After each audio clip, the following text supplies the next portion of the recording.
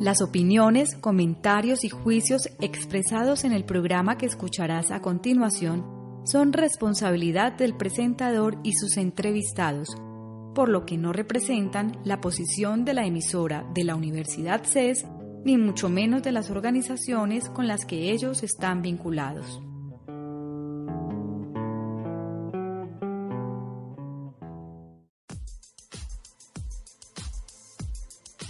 Las entrevistas, los debates, la opinión y toda la actualidad jurídica la puedes escuchar en Voces del Derecho, programa realizado por la Facultad de Derecho de la Universidad CES y su emisora CES Radio.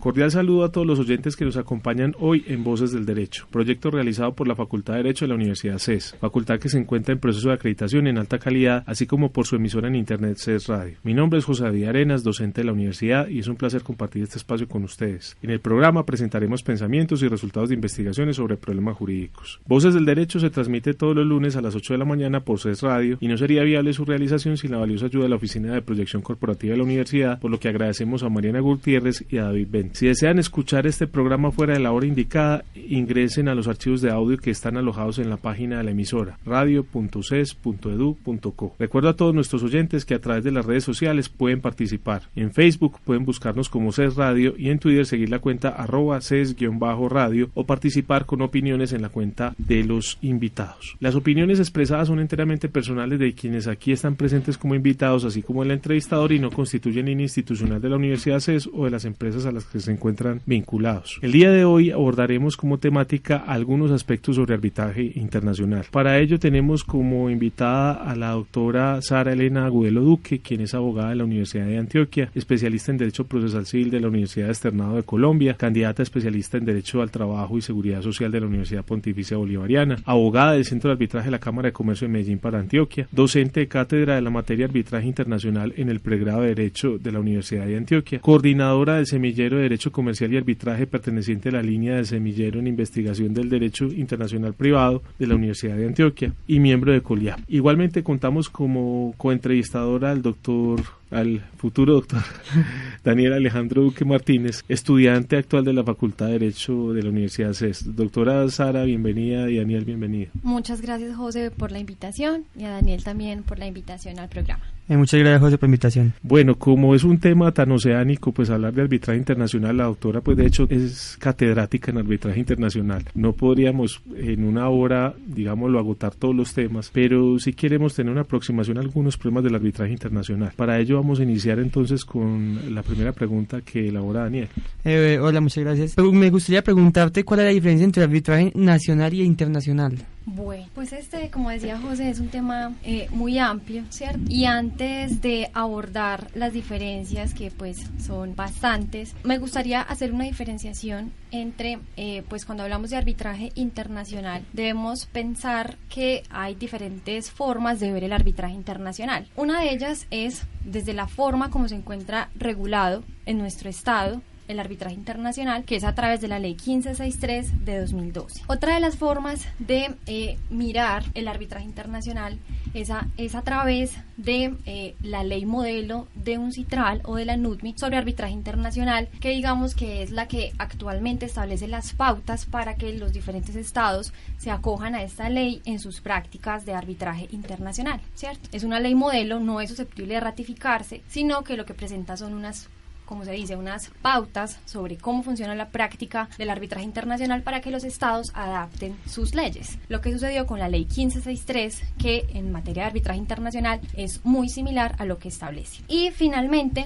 pues, así como nosotros tenemos nuestra ley 1563 que habla de arbitraje internacional, pues cada estado adopta dentro de su normatividad una regulación frente al arbitraje internacional. Entonces, cada que uno se hace una pregunta sobre arbitraje internacional, se contextualiza. Si se está hablando de arbitraje internacional, desde la ley 1563, que sería para nosotros el arbitraje internacional, si se está hablando desde los estándares internacionales o práctica internacional, que estaríamos hablando de la ley modelo de la NUTMI, o si se hace desde cualquier otra norma de algún estado sobre arbitraje internacional. Entonces, pues para entrar en materia, frente a la pregunta que nos hace Daniel y para contextualizar, lo más importante para llegar al arbitraje, tanto al arbitraje nacional como al arbitraje internacional, es el pacto arbitral. El pacto arbitral, como ya ustedes lo han escuchado en otro programa, es aquella voluntad de las partes por resolver sus conflictos a través del arbitraje. Esta voluntad las partes la pactan en algo que se llama cláusula compromisoria o compromiso arbitral, ¿cierto? La cláusula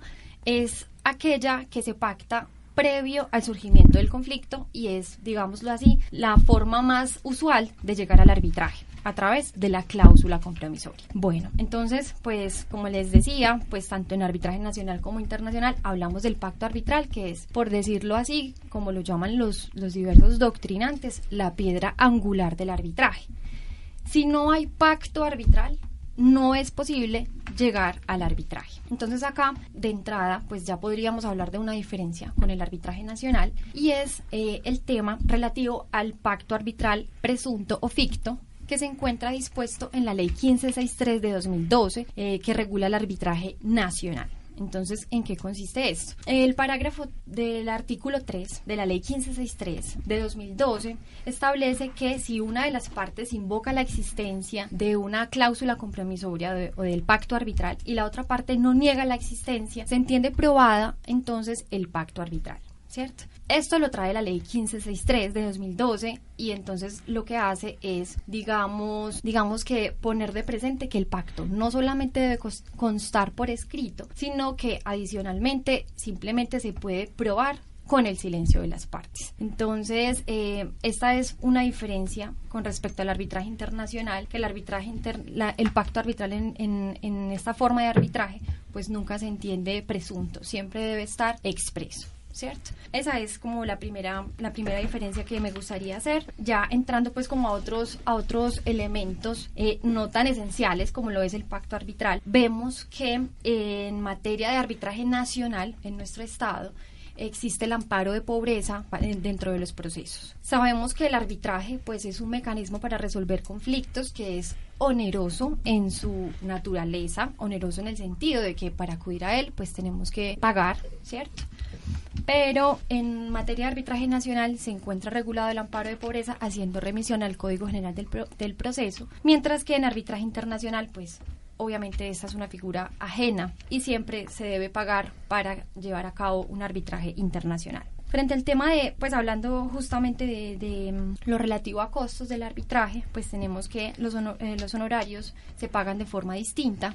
Nosotros en materia de arbitraje nacional tenemos dispuesto por ley unas etapas en las cuales se causan los honorarios y gastos. Entonces, mientras que pues en arbitraje internacional es mucho más flexible, en arbitraje internacional es directamente el tribunal quien establece propiamente el monto de sus gastos y honorarios, administra los momentos en los que se debe realizar el pago, digamos que dejando esto un poco más como a lo que él considera, ¿cierto? Mientras que pues en arbitraje nacional, como les mencionaba, existe pues un término en que se debe hacer este pago de gastos y honorarios. Terminada la audiencia de conciliación, pues al menos bajo nuestro reglamento que tenemos esta audiencia de conciliación, se establece un término de 10 días para que las partes realicen el pago de estos gastos y honorarios, y si no se hace este pago, pues se caen los efectos del acuerdo arbitral. Pero digamos que una de las consecuencias de que el pago sea en esta etapa del proceso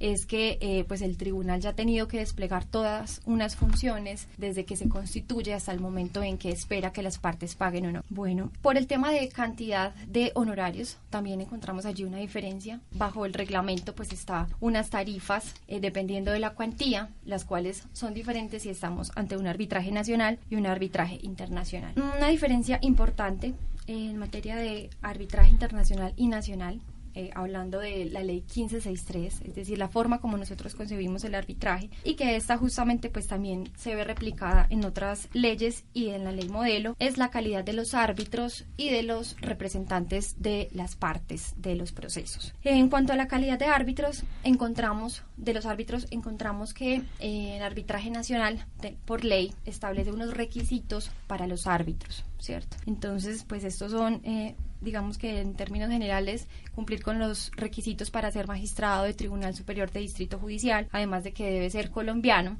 mientras que un árbitro internacional no tiene requisitos, ¿cierto? Es decir, no tiene que ser colombiano y puede ser incluso una persona que no sea abogada, así estemos hablando de un arbitraje en derecho, lo cual pues es una diferencia significativa en materia de arbitraje nacional, porque cuando estamos en un arbitraje en derecho, en arbitraje nacional, siempre debe ser abogado. Entonces, pues allí hay una diferencia importante. Y les mencionaba también que en cuanto a la representación, en arbitraje internacional no existe el derecho de postulación. Es decir, yo puedo ir con un abogado o no, y puedo llevar a una persona que me represente que no tenga la calidad de abogado.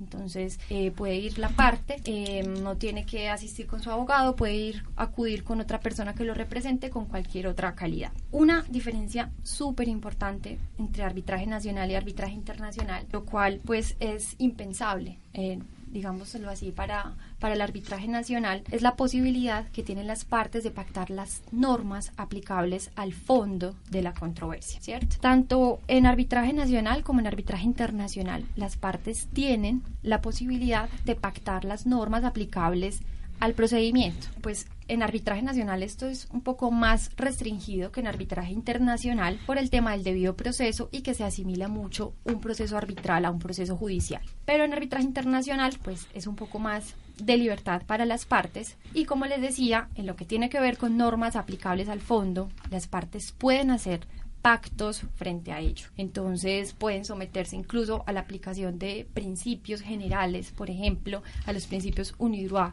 sobre contratación internacional, etcétera. Lo que, como les decía, pues es imposible que suceda en arbitraje nacional, teniendo en cuenta pues que el legislador y el Estado obviamente se guardan esa posibilidad de regular los conflictos. Una diferencia también importante, y que quizá por algunas decisiones de la Corte ha venido modulándose, es el tema del árbitro parte. ¿Qué quiere decir árbitro parte? En arbitraje nacional y en general en el arbitraje ofrece una ventaja muy grande sobre el proceso judicial, y es la posibilidad que tienen las partes de poder escoger a sus árbitros, de poder escoger a su juzgador, lo cual también pues es impensable en un proceso judicial donde pues es el Estado el que establece por reparto quién, pues digamos, es por reparto que se establece quién va a conocer de los conflictos, y nadie podría, así exista voluntad de ambas partes, escoger quién va a ser su juez. Mientras que en arbitraje pues contamos con esta ventaja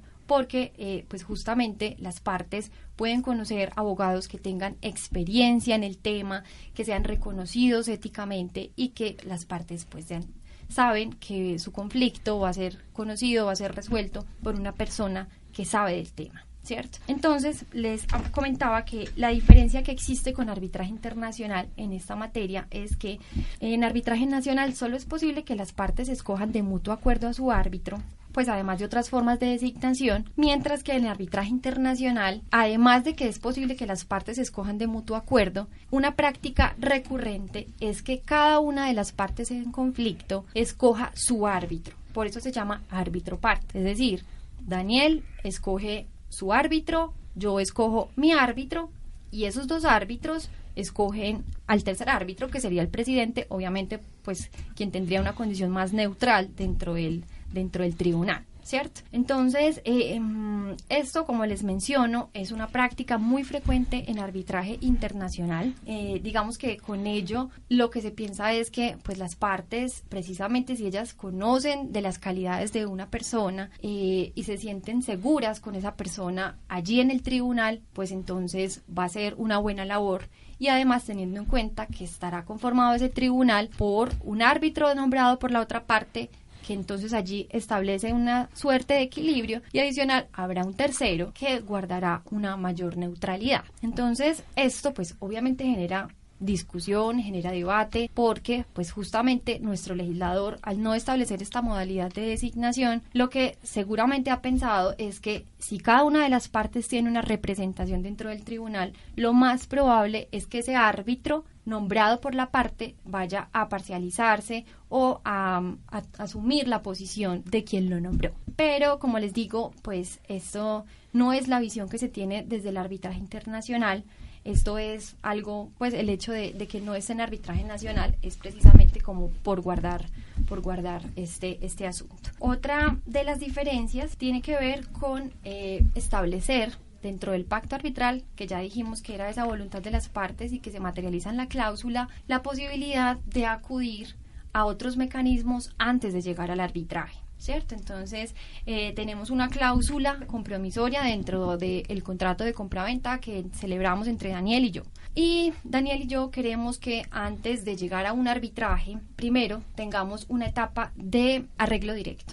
Entonces tenemos 20 días para conversar Daniel y yo sobre el conflicto que ha surgido, etcétera. Si dentro de esos 20 días no resolvemos el conflicto, entonces vamos a una conciliación. Si agotamos la conciliación y no logramos llegar a algún acuerdo, entonces vamos a ir al arbitraje. Eso se llama cláusula escalonada. Es decir, lo que hace es establecer unos mecanismos previos al arbitraje. En arbitraje internacional, estas disposiciones de las partes son protegidas, ¿cierto? Es decir, si la voluntad de las partes es ir a estos mecanismos antes de ir al arbitraje, entonces se debe respetar.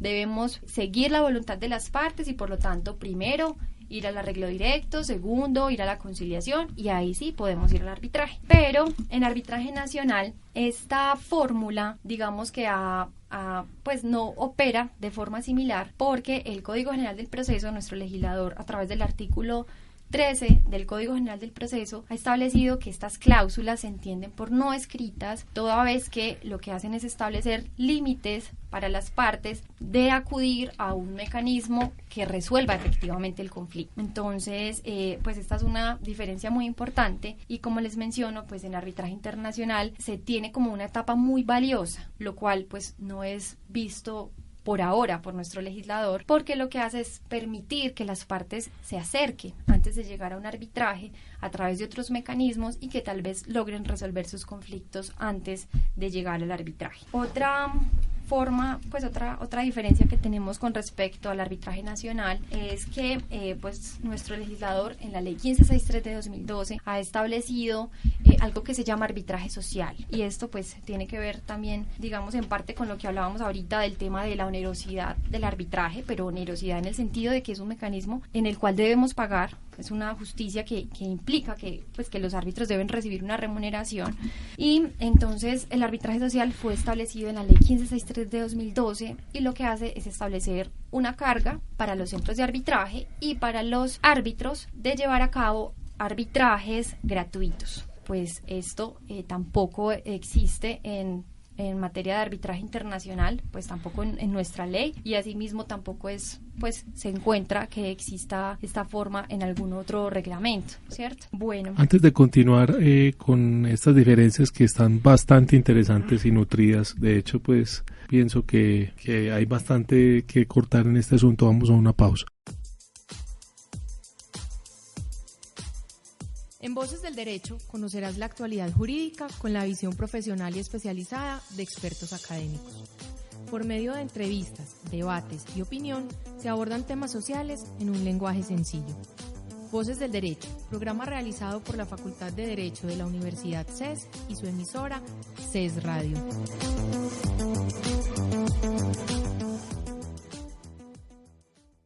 Regresando a la pausa y recapitulando hasta el momento las diferencias, doctora Sara nos hablaba primero del problema del pacto presunto, en segunda medida del tema del amparo de pobreza en materia de arbitraje, nos habló también de lo relativo a honorarios, nos habló no solo de los relativos honorarios en el manejo, sino también en cuanto a su cuantía, de la calidad de los árbitros en cuanto a ser abogados o no y tener derecho de postulación o no, de la posibilidad de pactar normas aplicables al procedimiento, de la aplicación de normas de fondo, la elección pues de un derecho aplicable, del tema del árbitro parte que tanta resistencia genera a nivel nacional, aunque pues tengo entendido que en derecho laboral sí tenemos árbitros parte en los conflictos. Pues el arbitraje en materia laboral, al menos desde esa perspectiva, es desde el área de colectivo, entonces no nos lleva al mismo arbitraje de donde se resuelve una controversia jurídica, sino económica, claro, entonces no es igual.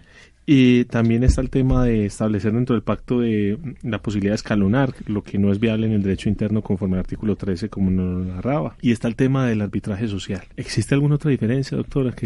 Sí, me gustaría acá como hacer referencia a algo. Encontramos que existen todas esas diferencias, pues que son algunas de ellas en materia de arbitraje internacional, pero yo creo que la pregunta siguiente para hacernos es ¿y cuándo estamos en un arbitraje internacional? ¿Cierto? Es decir, ¿cuándo puedo yo pactar todas estas normas de fondo, todas estas normas de procedimiento? Si es posible que en nuestro contrato establezcamos que esto es que vamos a estar ante un arbitraje internacional o qué tenemos que hacer para estar en él. Bueno, entonces, para poder saber si estamos en un arbitraje internacional, no es posible que las partes determinen esa internacionalidad. Entonces, digamos que a Daniel y a mí nos pareció muy interesante una ley española que regula alguna materia. Entonces vamos a decir que esto es un contrato que se va a resolver a través de arbitraje cualquiera de sus conflictos y que entonces lo vamos a resolver a través de la normatividad española. Para eso tenemos que cumplir con unos criterios, uno o cualquiera de ellos, de los criterios de internacionalidad que trae la ley 1563 de 2012. Estos criterios tienen que ver, vienen pues acogidos en su mayoría de la ley modelo de arbitraje y uno de ellos de la ley francesa de arbitraje o de la regulación que tienen en Francia en materia de internacionalidad. El primero de los criterios tiene que ver con el domicilio de las partes. La ley de arbitraje nos establece lo siguiente: estaremos en un arbitraje internacional cuando las partes tengan sus domicilios en estados diferentes. Este quizá es el criterio más frecuente, más común. De hecho, les comparto que todos nuestros arbitrajes internacionales, los que llevamos en este momento en el centro, se rigen a través de este criterio, es decir, una de las partes tiene su domicilio en el exterior. Otro de los criterios que establece la ley modelo es que se afecten los intereses del comercio internacional, y este es justamente el criterio que viene de la normatividad francesa. Es muy abstracto, todavía no existe, digamos que delimitación sobre los alcances de este criterio de internacionalidad, pero lo importante es que exista una transferencia de bienes, de servicios, de recursos entre estados para determinar a partir de allí la internacionalidad. Y otro de los criterios que establece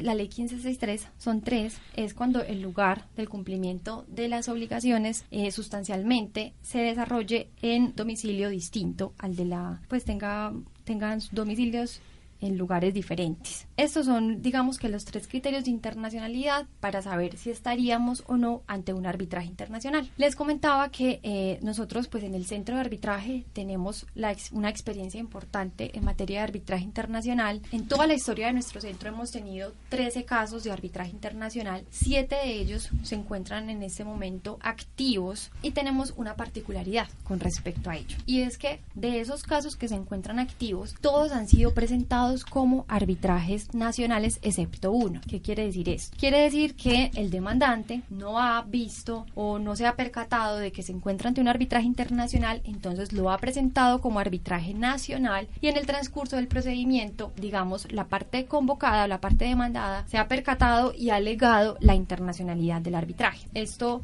implica que entonces el procedimiento se transforme y sea llevado como un arbitraje internacional. Es muy importante tener en cuenta que, pues, bajo los criterios que establece la ley 1563 de 2012, no es posible o más bien, la naturaleza del arbitraje internacional no es posible alterarse por la voluntad de las partes. Entonces, digamos que puede llevarse a cabo un arbitraje como si fuera un arbitraje nacional, con el procedimiento de un arbitraje nacional, pero su naturaleza sigue siendo internacional. Entonces, pues, haciendo otra vez referencia a los casos que tenemos en este momento, son casos donde, pues, por su naturaleza del arbitraje, adecuándose a uno de estos criterios que acabamos de mencionar, son arbitrajes con naturaleza internacional, y muchos de ellos se están rigiendo por normas de arbitraje nacional. Todavía no existe como suficiente práctica en arbitraje internacional, entonces se sienten tal vez más cómodos aplicando los procedimientos del arbitraje nacional. Esto es posible realizarlo teniendo en cuenta que, pues, quizá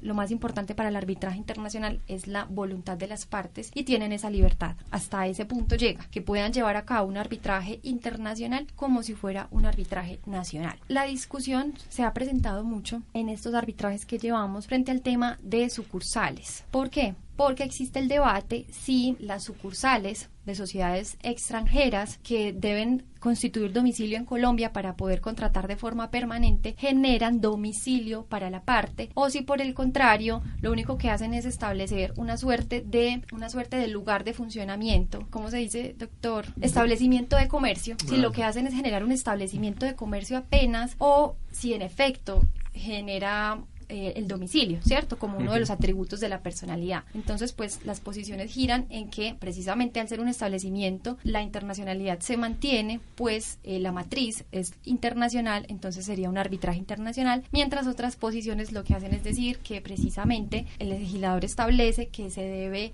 domiciliar, y al domiciliarse, pues, estaríamos en el supuesto de que, pues, está domiciliada en Colombia, entonces sería un arbitraje nacional. Entonces, allí ha girado, pues, el debate de internacionalidad en nuestro centro, al menos desde esa posición, y les cuento pues que la posición que ha predominado, obviamente pues cada caso tiene sus particularidades y quizá otros elementos de internacionalidad dentro del pacto arbitral, etcétera, pero la posición que ha dominado en nuestro centro es de que precisamente esa circunstancia genera la internacionalidad del arbitraje. Por ejemplo, en Bogotá, hasta donde he escuchado, en estos asuntos se ha optado por asumir la posición de que es un arbitraje nacional. El debate persiste, tendremos que esperar a que pues un órgano de cierre, ya sea la Corte Suprema de Justicia o el Consejo de Estado, que serían los llamados a conocer del recurso extraordinario de anulación en materia de arbitraje internacional, definan el tema, porque así como están las cosas, pues todavía no se sabe cuál es la posición. A mí me suena lo que está diciendo esta doctora como un problema de derecho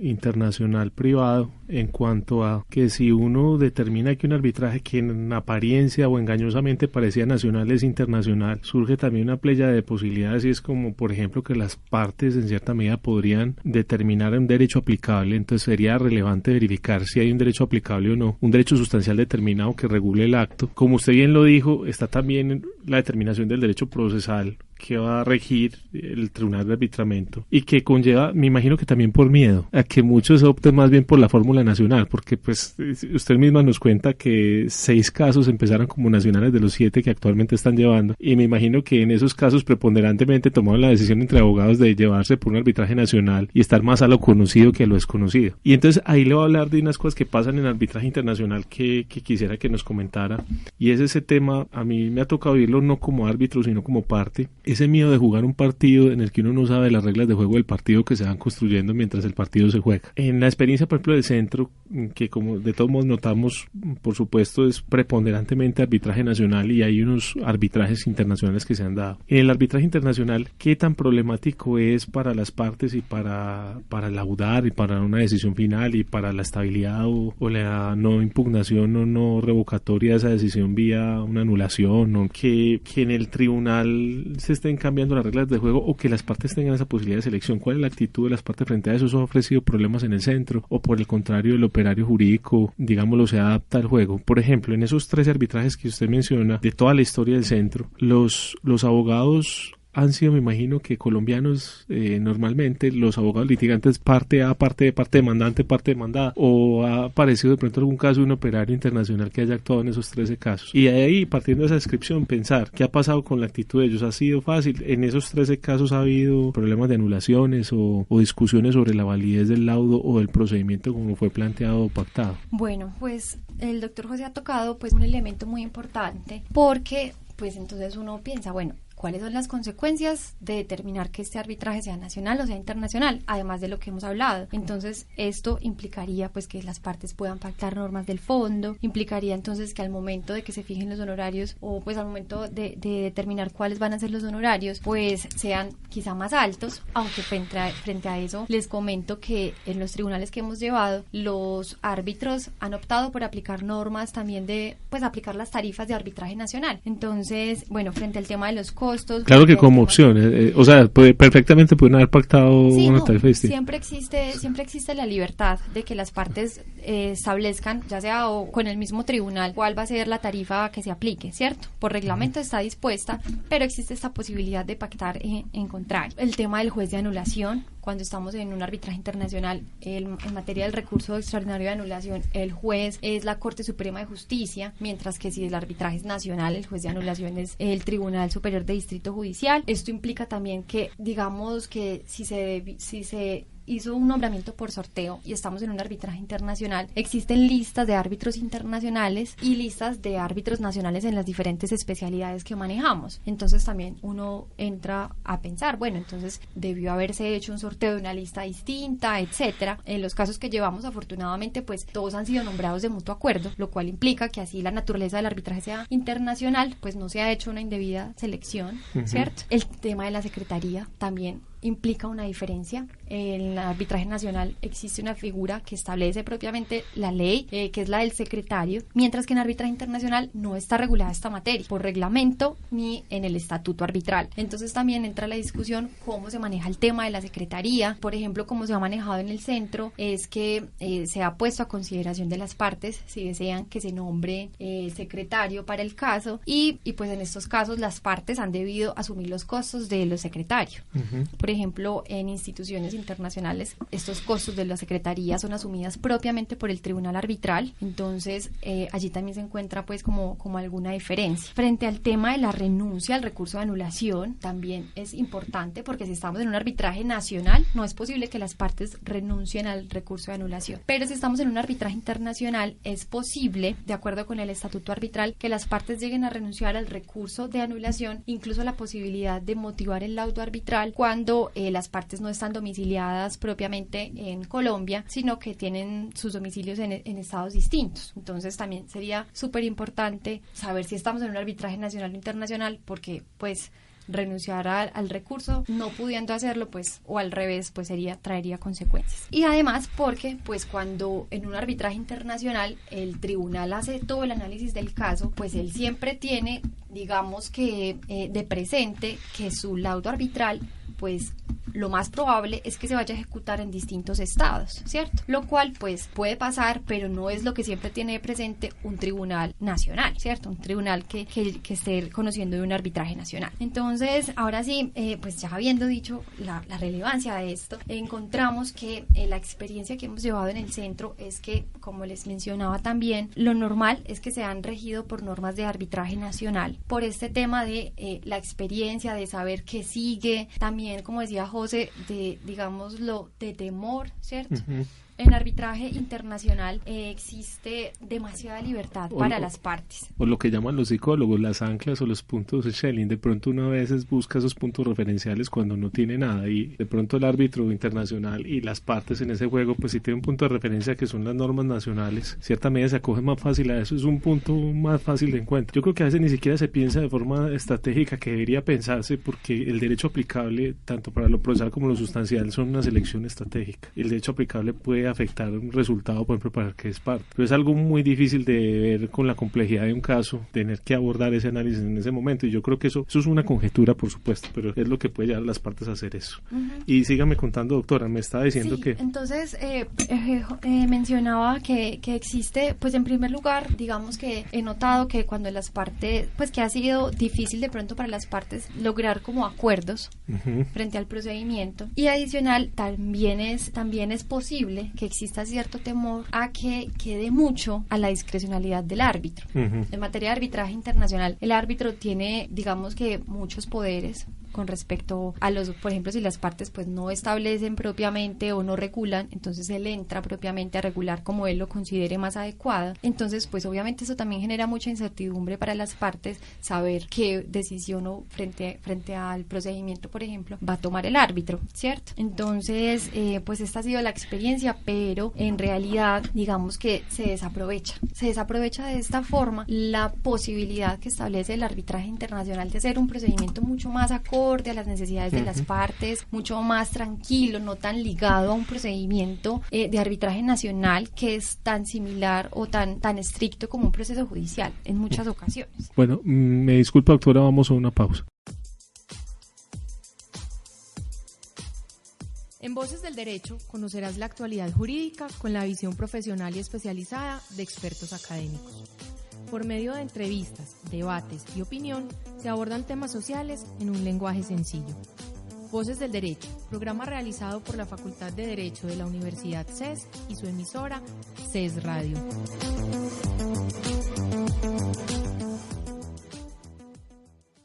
Regresando a la pausa, Daniel tenía aquí una inquietud que quería manifestarle a la doctora. Pues me llega la duda a preguntarme que si hay otra forma que no sea el pacto arbitral con la cláusula compromisoria para llegar al arbitraje. Bueno, frente a ello, otra forma de llegar a un arbitraje es a través de un compromiso arbitral. Un compromiso arbitral es aquel que se pacta cuando ya ha surgido el conflicto. Entonces, decíamos que la cláusula se pacta en aquel contrato antes de que surja el conflicto, pero cuando ya ha nacido el conflicto también es posible que las partes quieran resolver su conflicto a través del arbitraje. Por ejemplo, pues en materia de arbitraje nacional no es tan frecuente encontrarse con compromisos arbitrales. Digamos que pues ya cuando ha surgido una diferencia, quizás sea más difícil que las partes logren voluntariamente sentarse, dialogar y pactar ir al arbitraje. Pero, pues, por ejemplo, en este momento en el Centro de Arbitraje contamos con un arbitraje nacional que se está desarrollando a raíz de un compromiso arbitral, es decir, surgió la controversia, las partes se sentaron y redactaron su acuerdo de ir al arbitraje. Pero, pues, como les menciono, no es tan frecuente. Lo más frecuente es encontrar los contratos a través de una cláusula compromisoria, porque obviamente,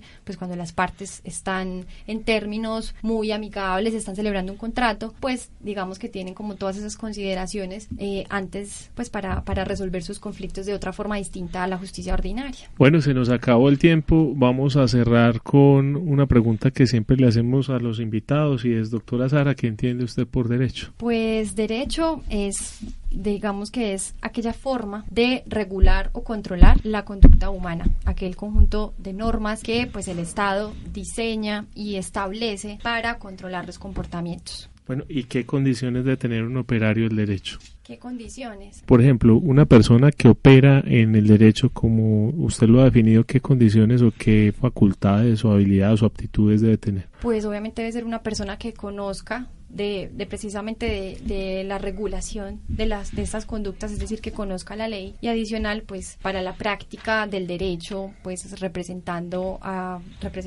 y obviamente ser una persona éticamente correcta. Bueno, le agradezco, doctora Sara, la deferencia de habernos acompañado. Muchas gracias a Daniel por la compañía y esperemos que nos volvamos a ver en otro programa. No, muchas gracias a ustedes por la invitación. Gracias a ustedes también por la invitación. Nos vemos en un próximo episodio entonces.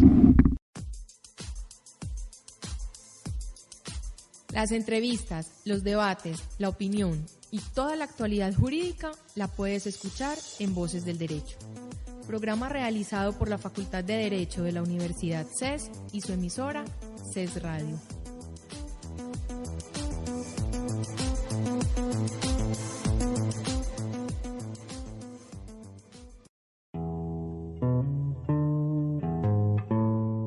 Si te perdiste alguna de las emisiones en línea de esta semana, puedes escucharlas una vez más en nuestra programación, el domingo o en nuestros archivos de audio ingresando a nuestro sitio web radio.ces.edu.co.